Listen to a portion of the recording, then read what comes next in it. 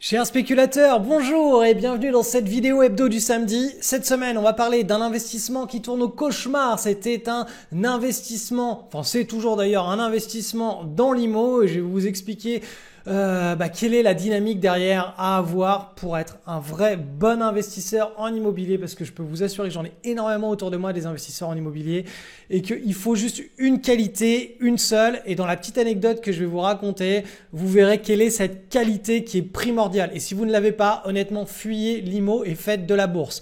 Deuxième partie de la vidéo, on va parler du Bitcoin. Donc là, je vais vous montrer un petit peu où est-ce qu'on en est dans le cycle à long terme avec un graphe en logarithmique et en mensuel et où est-ce qu'on peut attendre la prise de position. Donc pour moi, ce sera soit courant mars, donc courant mars, même début avril avec une prise de position en hebdomadaire. S'il y a un échec, ça reportera l'histoire en deuxième partie d'année, donc courant septembre-octobre. Mais s'il n'y a pas d'échec sur cette prise de position, on aura le bull run qui sera lancé pour facile 2-3 ans sur le Bitcoin.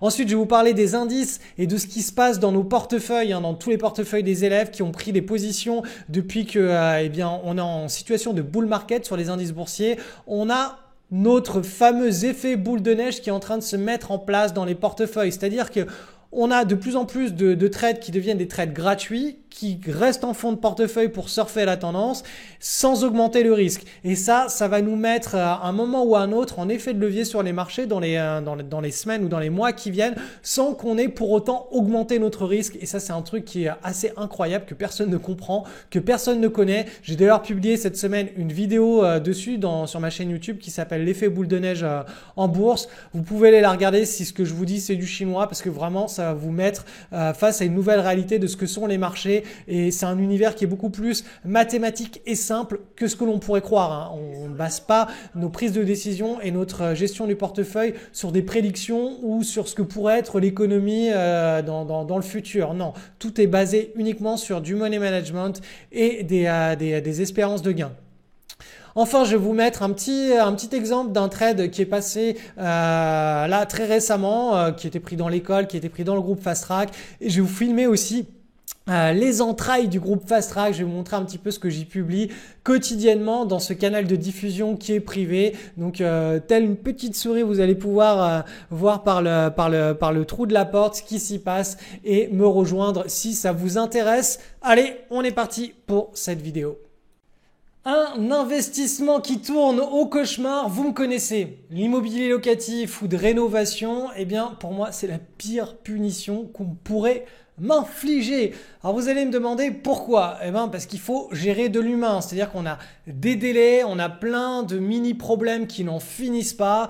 Et je vais vous raconter une petite histoire d'un couple d'amis qui est en train de vivre cette situation en ce moment même suite à l'acquisition d'un immeuble de rapport. Alors mon but, je vous le dis, c'est pas de vous empêcher d'investir dans l'immobilier, c'est juste de vous confronter à une certaine forme de réalité. Et si vous êtes aligné avec cette réalité, vous allez vous régaler avec de l'immobilier. Si vous n'êtes pas aligné avec cette réalité, ça risque d'être très très très compliqué pour vous et vous allez mal le vivre. Donc au moins voilà, cette petite anecdote vous permettra de coller à ce qu'est la réalité au-delà de juste regarder tout le côté beau et positif de l'immobilier. Donc déjà je commence par une chose. Clairement, mes amis, ils ont fait une belle affaire. Ils récupèrent un petit immeuble de région parisienne. Alors je crois que c'est 4 appartements, si je me trompe pas. Et ils ont récupéré cet immeuble en dessous du prix du marché parce que voilà, ils ont acheté un lot. Et l'idée, c'est de créer une copropriété puis de revendre chaque appartement comme des lots, mais au prix du marché. Donc ils vont faire une plus-value sur chacun des lots puisqu'ils vont s'aligner sur le prix du marché. Donc là, clairement, il y a une belle plus-value quand même à la clé. Sauf que, parce que oui, il y a un sauf que, pour faire ce genre d'affaires, il faut avoir de l'énergie. Et il faut avoir encore plus d'énergie quand on est à 8000 km, c'est-à-dire qu'ils sont à l'île Maurice, et que, on a des intermédiaires sur place qui ne font pas forcément leur travail et qui n'aident pas forcément à régler les soucis. Donc parmi ces soucis, je vais vous en citer 4 qui rencontrent actuellement et qui sont au final des cas d'école, puisque ça arrive à peu près à tous ceux qui font de l'IMO. Alors, premier souci, il y a l'éternel mauvais payeur. Donc, ils ont un habitué de ce qu'on appelle de la trêve hivernale. Alors, Il a une technique, hein, ce locataire. Hein. Sa technique, c'est d'emménager au mois de mars avec un matelas et quelques meubles rudimentaires. Et il commence par payer ses loyers, hein, puis vers le mois d'août, plus rien. Le mec, il paye plus rien, il ne répond plus au téléphone, il a bizarrement perdu les clés de la boîte aux lettres. Bref, en gros, voilà, le gars est injoignable, c'est un grand classique. Deuxième point, deuxième souci qu'ils ont actuellement, le géomètre, hein, parce que pour faire la découpe enfin pour faire une copropriété, il faut faire intervenir un géomètre pour qu'il constate les lots, etc. et qu'il fasse la découpe. Hein. Sauf que il y a aucun locataire qui ne lui ouvre à ce pauvre géomètre. Et d'ailleurs, il n'y a aucun locataire qui dit avoir été averti de son arrivée à géomètre. Donc c'est-à-dire que entre celui qui a perdu les clés de sa boîte aux lettres, ceux qui disent qu'ils n'ont pas reçu le courrier et ceux qui l'ont reçu et qui ne sont tout simplement pas là, le géomètre, hein, il s'est pris un gros fail. Hein, il est arrivé pour faire sa petite étude, il n'y avait personne. Troisième cas. Alors là, ils ont une épave sur le parking. Donc c'est un ancien locataire qui a laissé littéralement une épave, hein, sa vieille voiture qui roule plus sur le parking. Mais vous allez me dire, il y a juste à la retirer cette épave. Bah ouais, mais non, parce que pour des histoires d'assurance et de responsabilité, on ne peut pas évacuer aussi facilement que ça une épave. Donc voilà, ça reporte la faute sur l'un, sur l'autre, etc. Qui va s'en charger, qui a la responsabilité. Bref, voilà, ça c'est les trois premiers problèmes qui sont des problèmes assez communs. Et puis enfin, il y a le dernier qui à mon sens est de loin le plus lourd, c'est tout ce qui est histoire de fuite. La chaudière qui marche pas, qui est en panne, les rénovations à faire dans les appartements. Donc dans les rénovations, il faut suivre le chef de chantier, il faut pas qu'il y ait de problème, faut qu'il soit là, faut qu'il vienne, faut qu'il fasse les travaux, faut qu'il utilise des bons matériaux. La chaudière, faut faire les devis, faut comparer les devis, faut que pareil le mec essaye pas de nous arnaquer en face et qu'il remplace la chaudière. Les fuites, il y a des histoires d'assurance, il y a des délais. Ensuite, il faut faire intervenir des entreprises. Donc, toutes ces problématiques, clairement, il faut être conscient que c'est celles que l'investisseur en immobilier, il doit résoudre. C'est pour ça qu'il va faire des plus-values. Hein. Vous allez me dire, ok Cédric, mais il n'y a aucun de ces problèmes qui ne sont graves. Effectivement, il n'y a aucun de ces problèmes qui sont graves. Aucun n'empêchera mes amis d'aller au bout de leur investissement et de concrétiser leur plus-value. Ce que je veux vous dire par là, c'est que je pointe du doigt un petit peu l'immobilier, tout comme je pointe du doigt la bourse quand on n'est pas capable de créer un écosystème, d'être rigoureux et de gérer ses émotions. C'est pareil, en immobilier, tout le monde n'est pas fait pour gérer de l'humain. Et l'immobilier, c'est énormément d'humain. De mon point de vue, ce qui s'est passé dans cette transaction, c'est que le vendeur de l'immeuble, il a bradé son immeuble car il n'en pouvait plus de gérer toutes ces problématiques à répétition. Il voulait juste qu'on lui enlève l'épine du pied et il voulait passer à autre chose. En gros, ça veut dire que sa jauge énergétique, elle n'était pas à 100, elle n'était pas à 50, elle était à 0% et il n'en pouvait plus, il voulait s'en débarrasser. Et les investisseurs immobiliers, donc mes amis, eux, ils arrivent, ils ont la patate, ils ont une jauge énergétique qui est à 100%. Donc eux, ils arrivent, ils sont pleins d'énergie, ils sont prêts à régler tous les problèmes. Sauf que voilà, après quelques semaines, quelques mois d'endurance, je dirais qu'actuellement, si je me trompe pas, ils me le diront puisqu'ils regardent cette vidéo, je pense qu'ils doivent être autour des 50% et qu'ils commencent un petit peu à en avoir marre.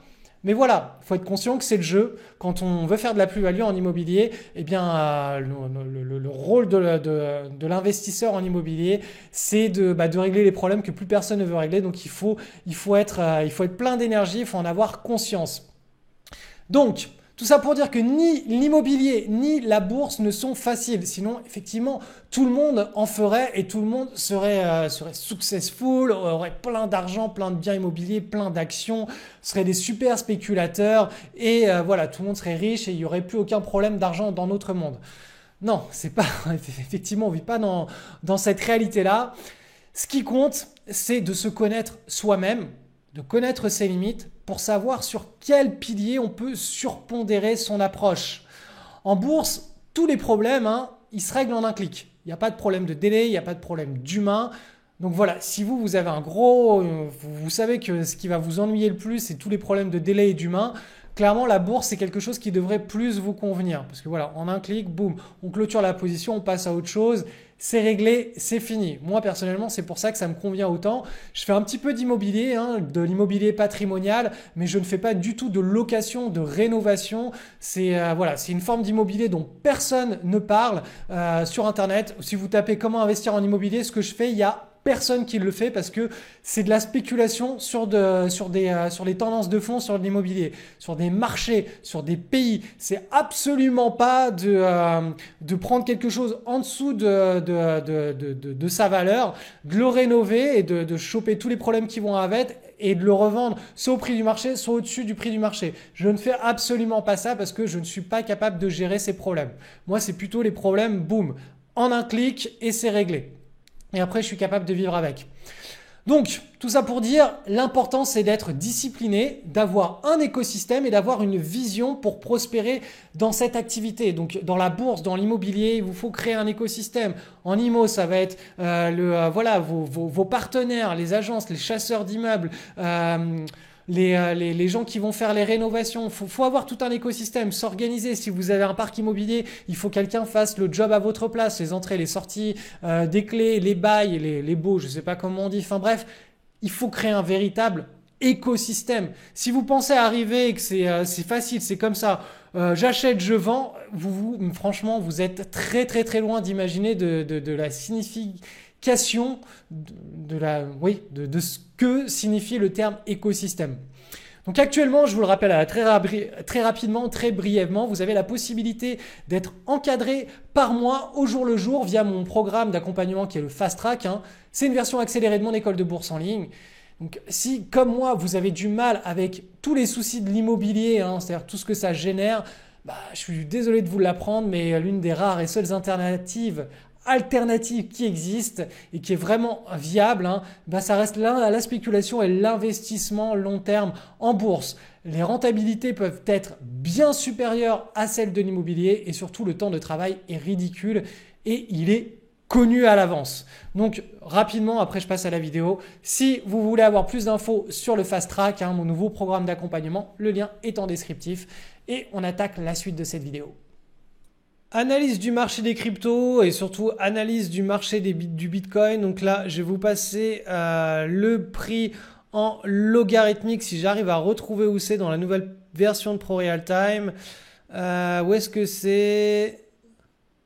Échelle, ça doit être là-dedans. Logarithmique, voilà. Vous voyez, le graphique a changé juste derrière. Donc, est-ce que vous la voyez, cette tasse ici là qui a été formée pendant, vous voyez, on a eu un magnifique bull market. Là, on est parti ici, on est sur une unité de temps mensuelle, donc chaque barre est égale à un mois. Vous voyez ici, c'était le top départ là, le mois de mai 2017, top départ. De là, le Bitcoin est passé de 400 à plus de 16 200 euros. Donc là, c'est du Bitcoin contre de l'euro. Ensuite, on a corrigé, on est passé en gros de 16 500 à 2008. Donc très forte volatilité, mais vous voyez que à l'échelle du Bitcoin, c'est pas non plus énorme. On est toujours dans un puissant marché haussier et on a cette tasse avec cette anse qui est en train de se former. Et le scénario dont je vous parle depuis des mois et des trimestres, il est toujours en train de se développer. On a cette tasse avec cette anse là, donc on est en train de retourner vers le haut du pivot, zone des 9500. Si on consolide pendant 1 ou 2 mois autour de la zone de pivot et qu'on casse en mensuel, on aura un super et magnifique signal de bull market sur le Bitcoin et ce sera vraiment là le moment idéal pour prendre la position parce que c'est le moment où on a le moins de risque à tous les niveaux. C'est-à-dire que quand on prend la position au moment où ça casse à la hausse, les probabilités pour qu'on se retrouve avec un prix de revient qui ne sera plus jamais réatteint à la baisse, c'est-à-dire qu'il y a de fortes probabilités pour qu'à très court terme, le Bitcoin ne fasse que monter et on soit tout de suite en plus-value. C'est-à-dire on va pas se retrouver à devoir attendre pendant 1 mois, 3 mois, 1 an, 2 ans, 3 ans avec un prix de revient qui a un certain niveau et les prix évoluent en dessous, puis au-dessus, puis en dessous, puis au-dessus.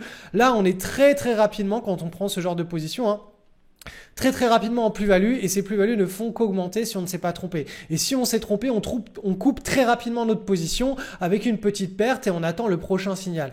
Et c'est en cela qu'on a un confort psychologique qui est très agréable quand on ne trade que ce genre de configuration de marché. Et c'est pour ça que je vous invite à vous concentrer sur ce genre de configuration de marché. Et moi, je ne trade que ce genre de configuration de marché parce que psychologiquement, c'est très facile c'est beaucoup plus aligné, on va dire, avec les émotions humaines. On aime quand on prend une position se retrouver assez rapidement en plus-value ou en tout cas ne pas avoir à attendre des mois ou des trimestres ou des années avec une position qui va nulle part parce que ça nous use, ça atteint notre psychologie, ça nous fatigue et on se pose toujours la question de est-ce qu'on a bien fait, mal fait, est-ce qu'on revend, est-ce qu'on garde la position, est-ce qu'on renforce la position.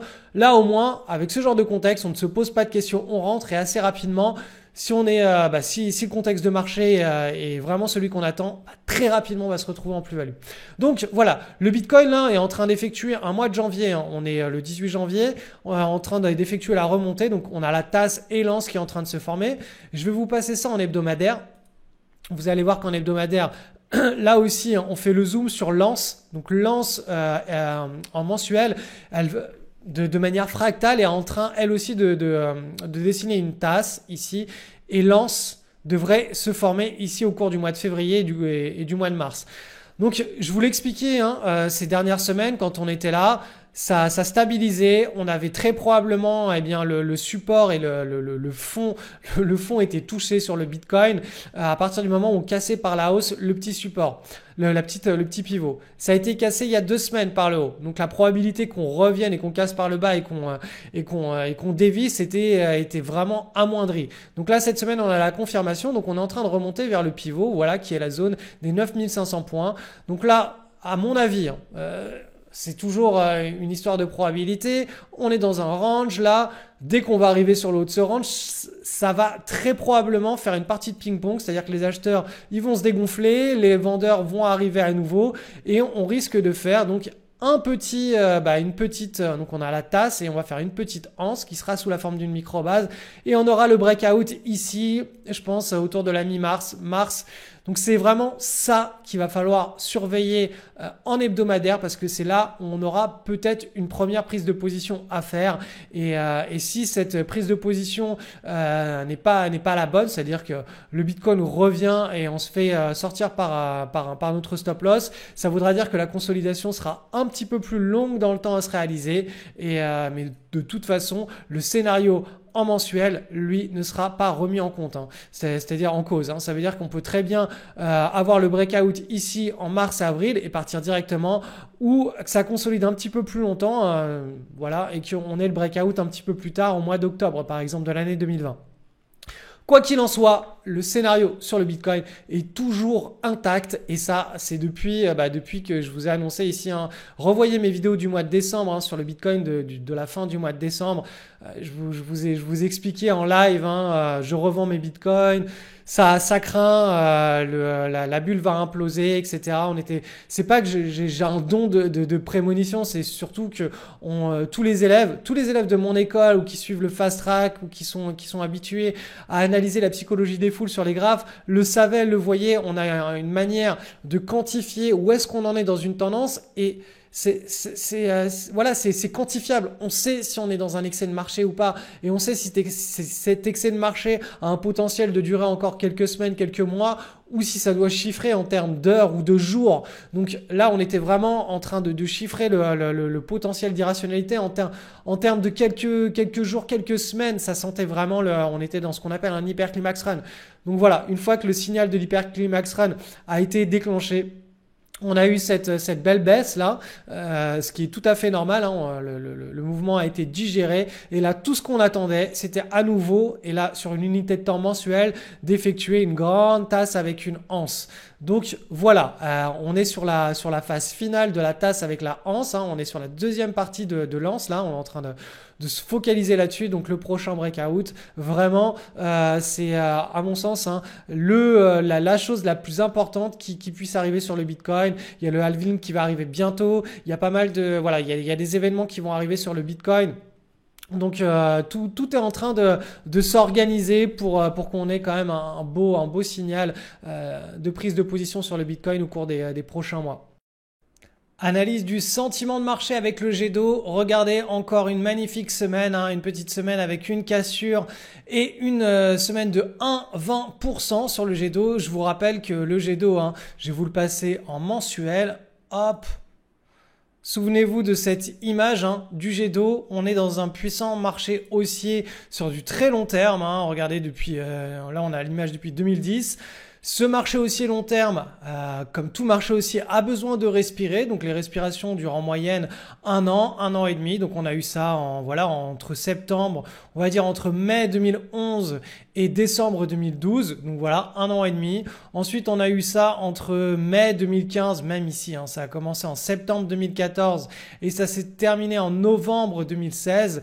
Donc là aussi, 2 ans, un an et demi, 2 ans. Et là, ça s'est terminé en février 2018 et c'est reparti en octobre 2019. Donc là aussi, un an et demi. Donc les pauses durent un an et demi et les bull runs ici durent entre 1 et 2 ans. Donc là, typiquement, vous le voyez, on a le breakout qui s'est fait au mois de novembre. Le mois de décembre a été très bon. Le mois de janvier est en cours. Le mois de janvier est toujours dans le scénario attendu et annoncé. Donc une année 2020 qui devrait être vraiment très très jolie.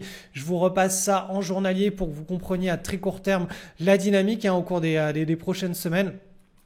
Donc vous le voyez ici, pendant le mois de novembre, là, on a consolidé dans un petit fanion, une petite marge d'escalier. On a cassé à la hausse, hop, là on a à nouveau reconsolidé pendant 3 semaines. Et là, cette semaine, on vient de recasser à la hausse, donc on est à nouveau dans une séquence d'accélération. Ça signifie que toutes les opérations, tous les trades que vous avez pris, et bien là, au mois de novembre ou même là, au mois de décembre, et bien là, cette semaine, la semaine prochaine et la semaine d'après, il y a de fortes probabilités pour que ça se transforme en trade gratuit. Donc vous prenez une position, vous avez un risque puisque vous utilisez un stop loss, qu'il soit mental ou physique, vous avez un stop loss et à partir d'un certain niveau de gain, c'est-à-dire quand les marchés accélèrent, et bien vos actions en portefeuille en principe accélèrent elles aussi et vous arrivez à un certain niveau de gain qui vous permet de ne plus perdre d'argent par la suite. Donc ça, c'est vraiment un système.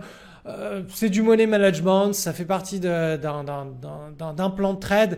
Mais voilà, la dynamique actuelle, c'est ça. C'est que là, on va rentrer dans une séquence de 3 semaines où la plupart des positions qui ont été ouvertes récemment vont se retrouver en situation de trade gratuit. Donc voilà, c'est vraiment très agréable. Comme je vous l'ai dit, depuis le mois de novembre, là, depuis cette semaine-ci, on est passé dans un bull market, donc on utilise un money management qui est beaucoup plus agressif, c'est-à-dire on est sur le haut de notre risque par trade et non sur le bas, alors que ça faisait quand même un an et demi que là, pendant toute cette période, on utilisait un money management extrêmement défensif.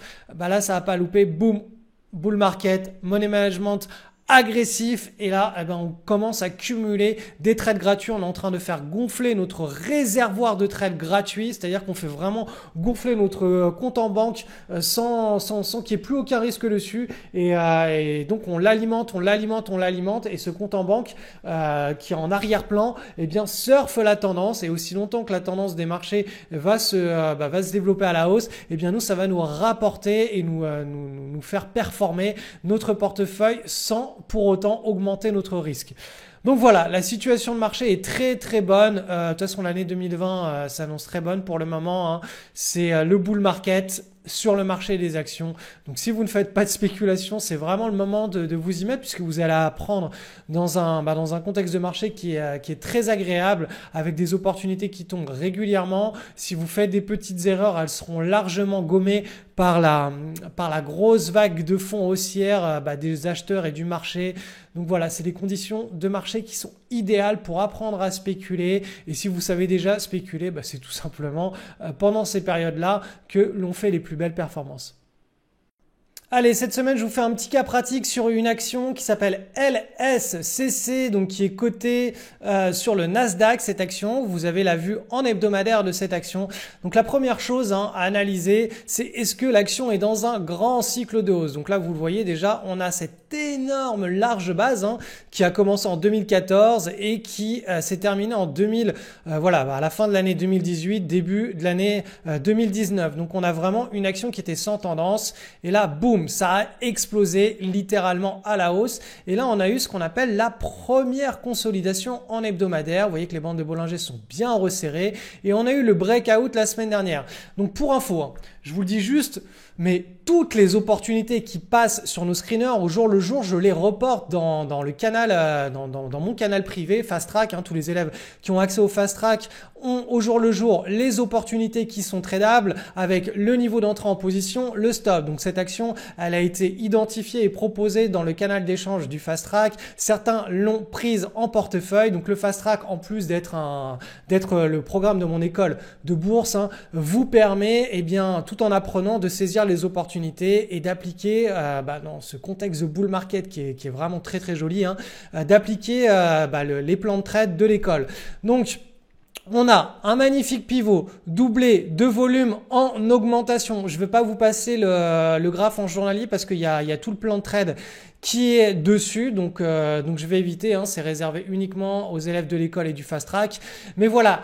Si vous voulez apprendre à faire de la spéculation par vous-même, c'est ce genre de contexte que vous devez identifier. Donc il faut que vous programmiez des screeners. Les screeners, c'est un petit scanner, un petit outil informatique qui va balayer chaque soir sur plus de 10 000 actions, eh bien une cinquantaine, une centaine d'actions. Il va vous les mettre en avant et ces actions seront potentiellement dans ce genre de situation. Donc après, vous, avec votre œil, vous allez faire un balayage. Ça va vous prendre entre 5, 10 et 15 minutes. Ça dépend de votre état, de votre niveau et de votre rapidité en fait, hein, de votre expérience à détecter les bonnes opportunités sur les screeners. Mais vous voyez, sur plus de 10 ou 15 000 actions, vous arrivez avec un screener à en avoir 50 ou 100 et avec votre œil, uniquement votre œil, vous allez trouver les actions qui sont dans ce genre de contexte de marché. Vous allez les acheter, mettre un stop loss et suivre la tendance.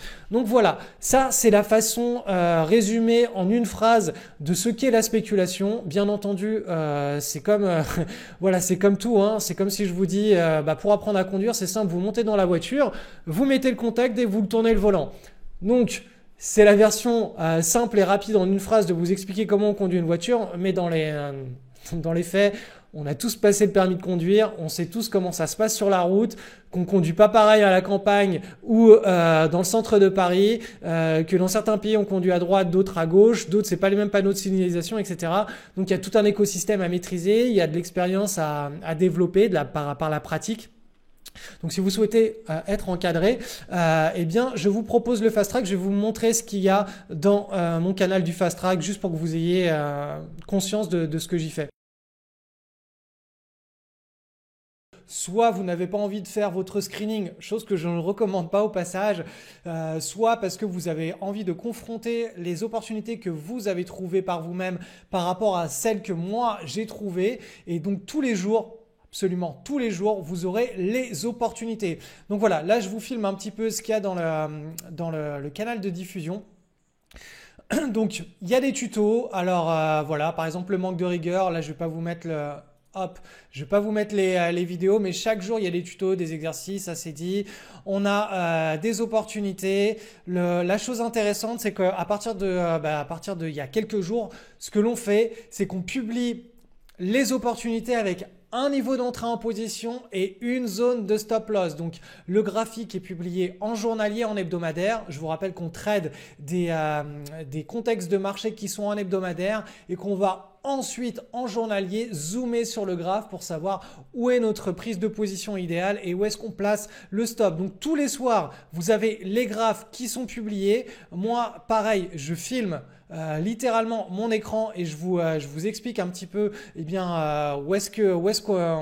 pourquoi est-ce que telle opportunité est intéressante, pourquoi est-ce que telle opportunité n'est pas intéressante. Quand il y a un piège sur une opportunité que tous les élèves ont reconnu, eh bien j'en parle dans des petites vidéos. C'est des vidéos qui durent moins d'une minute, moins de 45 entre 45 secondes et 1 minute. Tout est directement dans le canal de diffusion. Ça arrive directement sur votre téléphone portable ou si vous préférez vous connecter via un navigateur.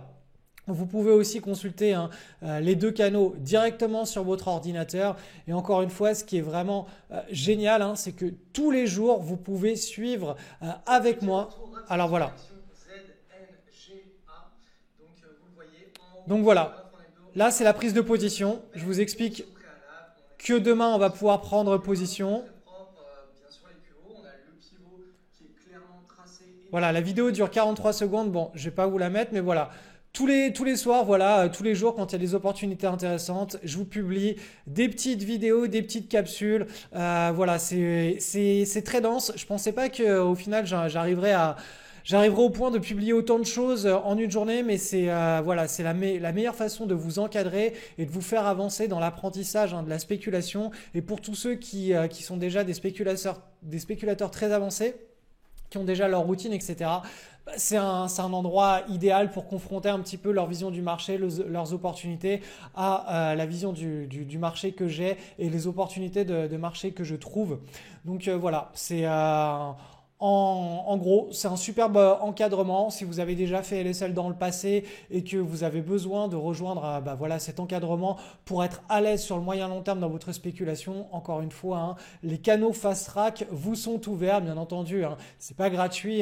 Je représente un organisme de formation, mais vous aurez des tarifs super intéressants et ça vous permettra de rejoindre une communauté qui est vivante et surtout de vivre les marchés au jour le jour, de ne pas faire n'importe quoi quand vous ne savez pas vraiment si vous devez intervenir ou pas. Donc vous serez accompagné à mes côtés au jour le jour. Et encore une fois, au-delà des opportunités, il y a énormément d'exercices, de mindset, de tutos. Tout ça, c'est publié à un rythme quotidien du lundi au vendredi.